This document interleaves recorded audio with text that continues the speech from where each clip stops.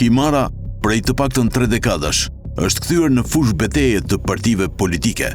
Forcat kryesore fillimisht garojnë për të pasur në koalicion Partinë Bashkimi për të Drejtat e Njerëzit, të përzgjedhin si kandidat antar të organizatës Omonia, kandidat me prejardhje greke, apo siç quhen në jug, minoritar, por edhe shqiptar të konvertuar në grek. Kjo skem ka një arsye, ka dhënë edhe rezultat.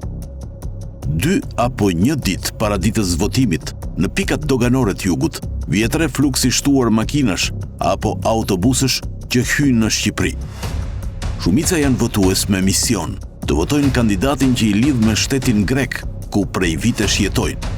Veç atyre që vinë me vullnet individual, gjithnjë ka pasur dyshime që plot të tjerë janë grupe të organizuar nga kandidat që ju diktojnë votën. Lufta më e ashpër mes partive bëhet për zgjedhjet vendore. Kush merr vendime për Himarën? Vitet e fundit, ata që e kanë kandiduar apo drejtuar janë minoritar ose të konvertuar në grek. Vasil Bolano, Jorgo Goro, njeriu me 4 emra, Alfred, Dionisis, Fredis, Fredi, Beleri, i cili nëse s'do ishte arrestuar, do e drejtonte. Ndërsa prej gushtit të vitit kaluar, Bashkia e Himarës drejtohet nga minoritari Vangjel Tavo. Kujtojmë se zgjedhjet më të bujshme ishin ato të maj 2023, ku Sali Berisha, në siglën e koalicionit Bashk Fitojmë, caktoi kandidat Fredi Belerin, një shqiptar të konvertuar në grek dhe një person me të shkuar të errët dhe akuza shumë të rënda në Shqipëri.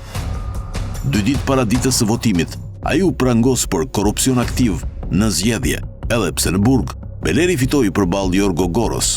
Teksa ishte në burg, korri edhe një tjetër fitore. Grekët e zgjodhen eurodeputet. Prej disa muajsh, po ushtron këtë detyrë në Bruksel.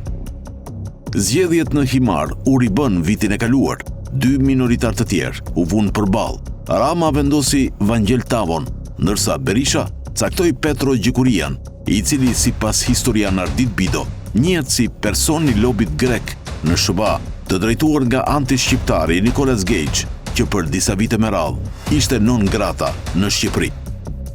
Gjikuria humbi, ndërsa Tavo fitoi. Edhe këtë vit që kemi zgjedhje parlamentare në listat e PS-s dhe koalicionit opozitar, nuk mungojnë kandidat nga minoriteti dhe mendohet se një pjesë të mirë të hambarit të votave në qarkun Vlorë do ta mbushin minoritarët ose të konvertuarit në grek. Për ta verifikuar, duhet të presim deri në 11 maj.